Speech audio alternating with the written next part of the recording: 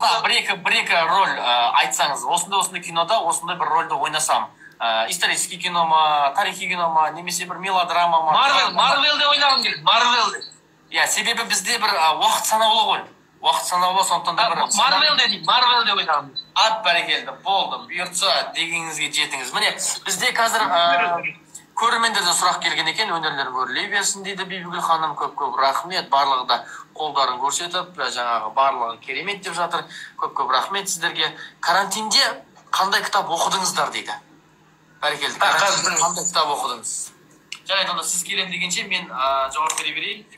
Міне, ол кітаптарым менің қазірде алдында тұр.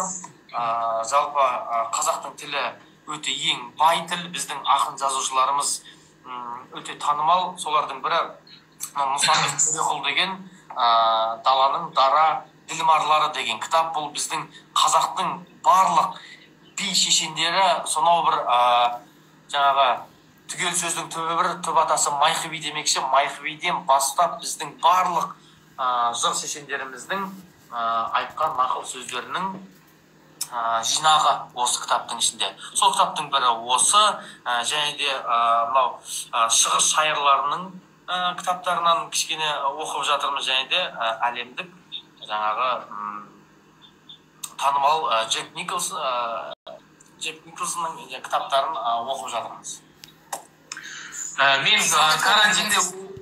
Мен карантинде оқыған кітабым, жалпы студент кезімізде 18 жасында Абай жолын оқып едім. Сол Абай жолын қайтадан бастап жатырмын. Ол кезде балалықпен дұрыс түсінбеген жерлері бар, ойлары бар. Қазіргі жасқа келгеннен кейін оны басқалай түсінуде кезімде қазір қайтадан оқып едім. Одан кейін мен орысша кітап аралас оқып жатырмын.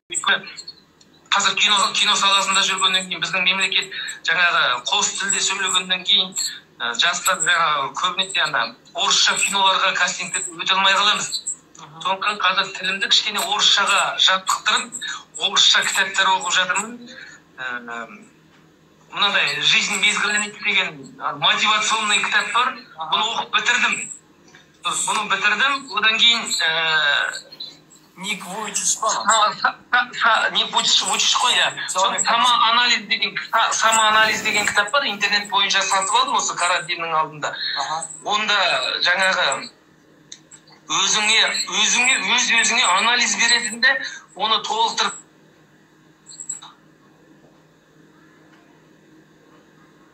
Ереке қайттан қатып қалдыңыз.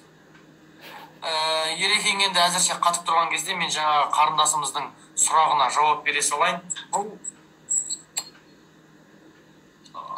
Бұл кітап Мұсабек Төреқұлдың кітабы. Интернетте қазына сайтына кіріп, сол жақтан жаңағы тапсырыс берсеңіз болады, есігіңіздің алдына дейін өздері әкеліп береді. Мұсабек Төреқұл даланың дара ділмарлары. Енді Ереке, тыңдап. Біздің де уақытымыз санаулы, шектеулі дегендей, сондықтан да осында жаңа қосылып жатқан көрермендеріміз бар. Жалпы бұлар кімдер деген сияқты сауалнама туындап қалуы мүмкін. Сіздермен төбе жақтарыңызда отырған мен Нұржан Әбубәкір, ал маған осы серілік етіп отырған, біздің осы бүгінгі кешімізді бірге жүргізіп отырған танымал театр және кино актері Ертуған Құрмашев мырза. Енді Ереке, жаңа бір домбырамен, гитарамен ән айттыңыз, бірақ дегенмен де біз қашанда жүк болсын деп жатады қазақ. Сондықтан да сол әндерді сәл жалғастыратпай, осы гитарамен немесе домбырамен әдемі тағы да бір ән жолдасаңыз. Осы бізді тамашалаған екеуімен қатар айнасаңыз да жарасады. Гитарама, домбырама. Өзіңіздің патша көңіліңіз білсін. Біздің көрермендеріміз не дейді екен? Қандай ән тыңдағыңыз келіп отыр? Қандай аспаппен тыңдағыңыз келіп отыр? Соны бір айтып кетсеңіз де. Енді сен Нұржан анадай менің әнім көп екен деп ойлама.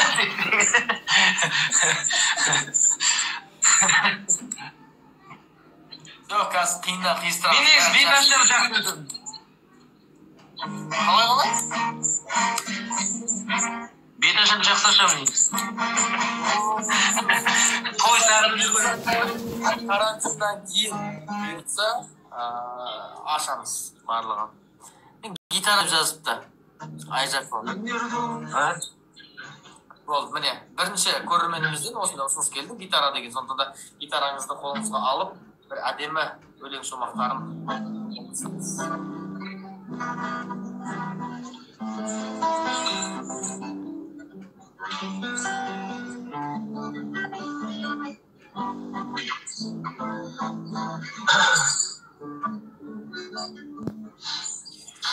куплет айтайын енді. Я ұзақ қылмайын. Жүрегімнен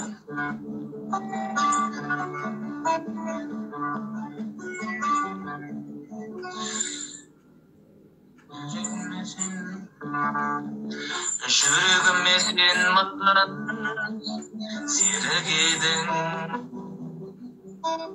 құрбан етіп жаныңды беріп едің. Көрінгенде көктемде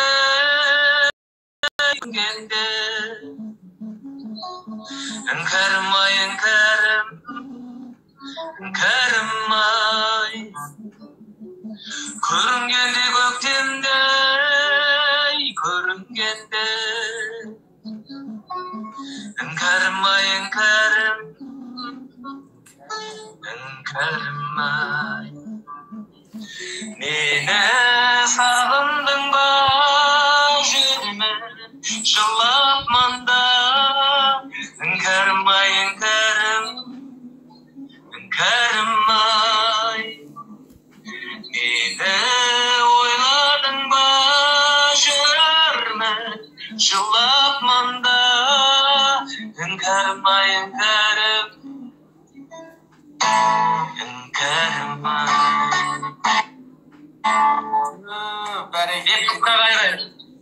Ереке, өзіңізді басқа қырыңыздан таныдым деп осы жерде Бибігүл ханым жазып жатыр. Енді бұл біздің театрда қызмет жасайтын біздің аға буынымыз Қазыбек Әдікей мырзаның кезінде Тарлан тобындағы әріптесімен бірге шырқаған әні ғой шіркін. Сондықтан да сол кездер елестен сондай бір керемет бір тарихқа мүлгендей болдық, әдемі. Енді мына жақта не дейді? Бір сұрақтар келіп жатыр. Нұржан бауырым гитара үйреніп алшы.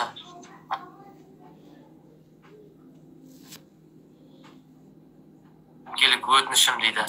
Болды, бұйыртса. Ой, міне жігіттер жарайсыңдар дейді. Міне Қазыбек ағаның кезіндегі Тарлан тобындағы әдемі ән айттыңыз. Енді бұйыртса, осы жаңағы айтып жатырмыз, біздің онлайн жұмыстарымыз жүріп жатыр. Алатау дәстүрлі өнер театрының мекен-жайын сіздер өте жақсы білесіздер.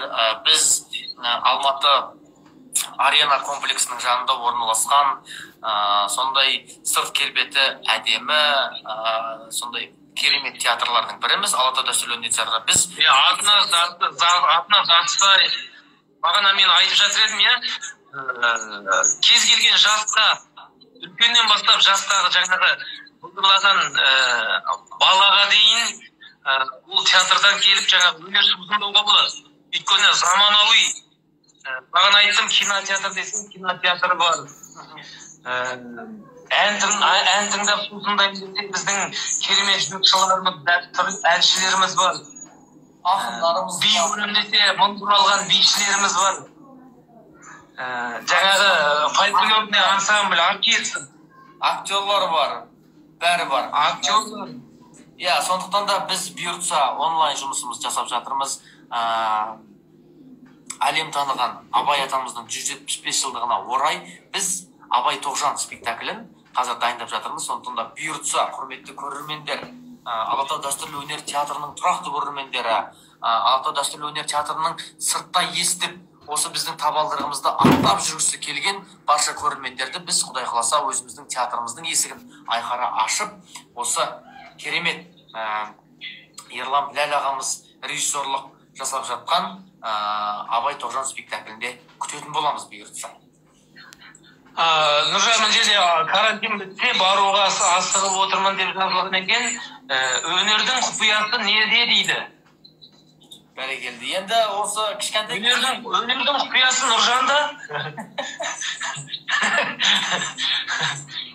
Өнердің құпиясы Алатау дәстүрлі өнер театрында, сол Алатау дәстүрлі өнер театрына келіп, жаңағы біздің концерттерімізді, спектакльдерімізді көрсеңіз, өнердің құпиясын ақырын біле бастайсыз, Айжан ханым. Айжақко, е? Біздің оңдас ағамыз отыр екен, ассалаумағалейкум, біздің жаңағы аға буынымыз үлкен, біздің тәрбие беруші, алдыңғы арба, бізге өнер жолында жол көрсетіп жүрген оңдас ағамыз мінекей.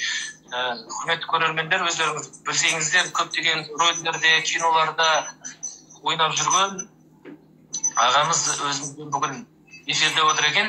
Сәлем беріп қойдық.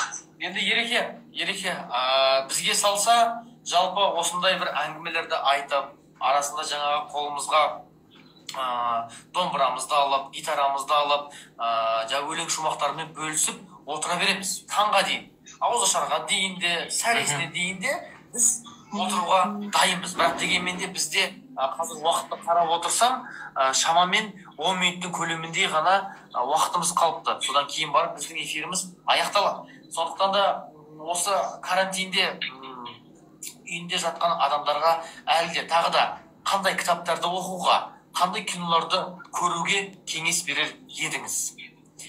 Бір топ 3 кино, топ 3 кітап, соларды оқып, жаңағы бір ой алмасы ғой.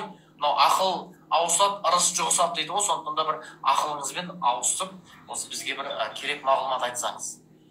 Енді менің ойымша әркімнің өзінің ойы болады ғой, енді жаңа айтып жатырмын, бала кезімде, жас кезімде жаңа Абай жолын оқыған едім, енді қазір қайтадан оқып жатырмын деп, Абай жолын оқу керек, өйткені ой салады, керемет, ол қазіргі заманға да сәйкес сол кезде жазылса да, қазіргі сол кезде Абайдың ойы қазіргі заманға сәйкес келіп тұр.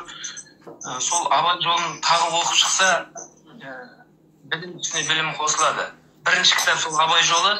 Екінші кітап енді өзіміздің енді өзіңе белгілі жастардың бәрі оқыған шығар. Махаббат қызық мол жылдар. Қазір бұйырса киносы түсейін деп жатыр.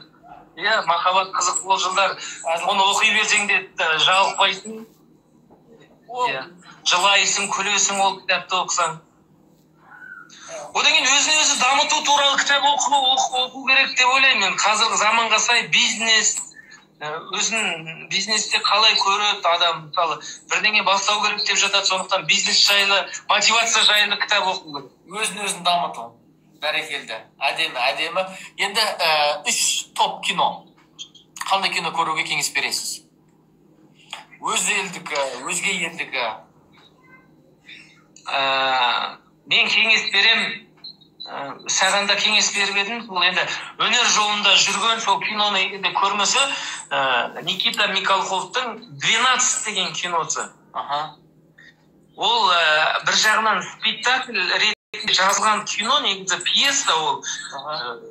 Спектакль ретінде қойылған пьеса, оны жаңағы экранға кино ретінде одан кейін көрсетілді. 12 актердің жаңағы ойыны, монологы керемет енді. Сөзбен айту жеткізу мүмкін емес. Одан кейін өзіміздің отандық кинолар. Отандық кинолар, көрмеген кинолар болса, мысалы, қазір көп жастарға осындай киноны көрдің бе, мына киноны көрдің бе деп жатсаң, мен қазақша кино көрмеймін деп жатыр. Бірақ қазір қазақ кинематографияның деңгейі өте жоғары көтерілді. Шетелден, Европадан, батыстан артық емес. Кем емес, кешірім өтінемін. Сондықтан отандық кинолар. Енді әркімнің вкусы әртүрлі болады ғой.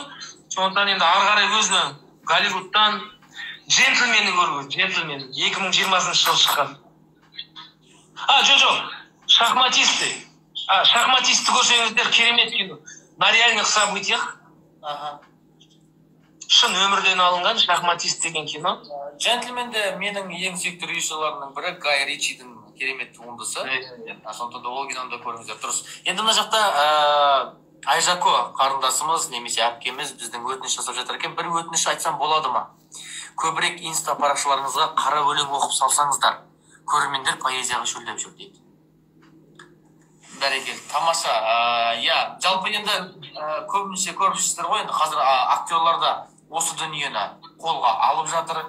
Бұйыртса біз енді тек телефонға түсіре салып емес, бірінші барып осы халыққа кеңінен тарау жолында студияға барып, әдемілеп жаздырып, дауысымызды өңдеп, содан кейін барып, осы бір инста парақшаларымызға салсамыз деген әрқайсымызда ой бар. Құдай қаласа, сондықтан да соны қолға алу керек. Қолға алу керек. Өзіңіздің дауысыңызды көбісі естіп, өскелең ұрпақ естіп, поэзияға сіз арқылы көп адам ғашық болып, осындай дүниетанымын кеңейтіп, кітаптарды іздеп, сол поэзияларды жаттап, ол да біреуге айтып жүрсе, демек сіздің де осы өнерге деген қосқан үлесіңіздің бір үлкен бір белгісі болады. Құдай қаласа. Сондықтан да Нұржан, сіз арқылы де, біз арқылы дегенің дұрыс болады, өйткені өзіңнің де поэзия оқығаның мысалы маған өте қатты ұнайды. Жалпы өзіміздің қазақтың актерлары. Нұрсұлтанда отыр, ағаларымыз бар, ағаларымыз бар сөздің қатып түсетін. Әсет Есжанбайда әрқайсысын айта беретін болсақ көп.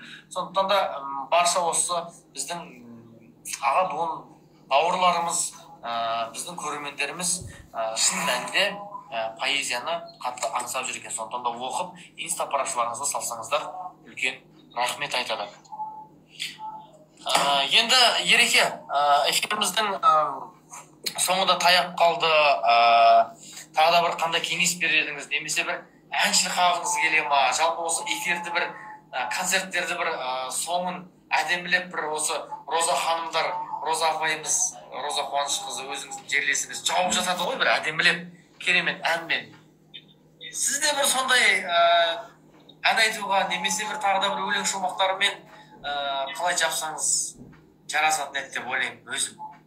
Нұржан, соны ойлап тұрмын. Ән емес, екеуміз негізі енді біздің әлі көптеген тікелей эфирларымыз жетеді ғой. Қазір қателеспесем біздің Жанар сағат 6-да эфирға кіру керек, иә, Жанар ханым. Жанаргүл ханым, ол енді ән айтқан кезде қара тырнағын шымырлатып жіберетін әдеті бар ол кісінің. Әдеті бар ғой. Көмейіне көгершін ұя салған, осы санына емес сапасына жұмыс істеп жүрген батыс өңірінің мақамын ерекше итерген біздің осы қазақтың төл өнері, дәстүрлі өнермен айналысып жүрген Жанаргүл деген біздің қарындасымыз бар. Сол кісі эфирге шығатын болады. Шынымен жаңа төбеде айтып өткендей, түргелбеті келіскен, көрген көзге көрік сыйлайтын, осы өнермен халықты сусындатып жүрген, төл өнермен халықты сусындатып жүрген, ол кісі өлең айтқанда шынымен қара тырнағын айтын шымырлатып жіберетін бір әдемі қасиеті бар. Қасиет қонған әнші деп айтсақ, кем айтқан емес шығармыз, артық айтқан емес шығармыз. Сондықтан да Ереке сол ғой. Сол Жанаргүл ханымның эфирін өзім күтіп отырмын, өйткені ол Жанаргүлдің фанаттарының бірімін деп артық айтпайтын шығармын, өйткені әнін сусындап, жақсы, керемет тыңдаймын. Сондықтан әнді қоя тұрып, екеуміз бір жол өлеңмен эфирімізді аяқтасақ. Жаңа өзің айтып жатырсың, Нұржан, көрерменге жалпы қандай кітап оқуға жаңа кеңес берер едің деп жатсың ғой. Жаңа бір 3 кітапты айтып кеттім. Өзіміздің Мұхтар Шахановтың поэзиялары, өлеңдері керемет. Танагөз деген поэмасы бар. Сол Танагөзді оқысаңыздар, осы карантинде жатқанда. Бұл кеңес бір шумағын айтайын. Ізгілік пен ізеттің байлауында, мамағаздар самғайтын қойнауында, достық атты қазына аралы бар, сонау мақсат тауының жайлауында дегенде. Поэманың басы. Ары қарай өздеріңіз осы өлең шумақтарын тыңдағаннан кейін өздеріңіз ізденіп оқысаңыздар әбден жарасады. Енді Нұржан, бір жол өлең. Өзіңнен.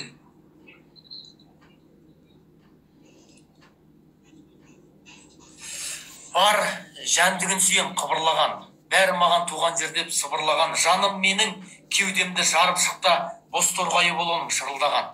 Туған жер бәрінен де биік екен, мен оны мәңгілікке сүйіп өтем.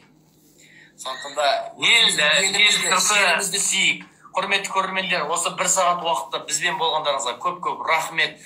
Біз шамамыз келгенше көңілдеріңізді көтеруге тырыстық. Жақсы бір мағлұматтармен бөлістік деп есептейміз.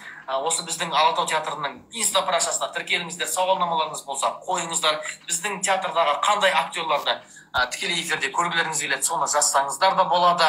Барлығы жақсы. Енді келесі эфирге дейін басымыз аман, бауырымыз бүтін болсын, төбемізде түзу шыққан түтін болсын, қара басымызға ханға лайықты күтім болсын. Оразаларыңыз қабыл болсын, еліміз тыныш, жұртымыз аман болсын. Осы індеттен Құдай қаласа аман есен құтылып, барлығымыз өзіміздің тіршілігімізге кірісіп, еліміз үшін, жеріміз үшін, отанымыз үшін, бауырларымыз үшін барымызды салып істейік. Осы әлемдегі ең керемет мемлекеттердің, зайырлы мемлекеттердің бірі болайық. Ынтымағымыз ешқашан болмасын, ырысымыз арта берсін. Осындай эфирге алтындай уақыттарыңызды қиып келгендеріңізге көп рахмет айтамыз. Ел сырты жаудан, ел іші даудан аман болсын. Көрермендеріміз көбейе берсін, Нұржан. Бәрекелді. Алатау дәстүрлі өнер театрында барша күтеміз. Құдай қаласа осы Алатау театрының шетелдегі қойылымдарын, осы елді танытып, өзіміздің театрымыздың, төл өнеріміздің жаңаға мәртебесін көтеруге атсалсамыз деп уәде береміз. Құдай қаласа әрқайсымыз өзіміздің мамандығымыздың шыңына жетуді Алла тағала нәсіп етсін. Аман болайық, бауырымыз бүтін болсын. Көп рахмет. Сау болыңыздар. Жақсы, Жақсы ереке, амандық болсын.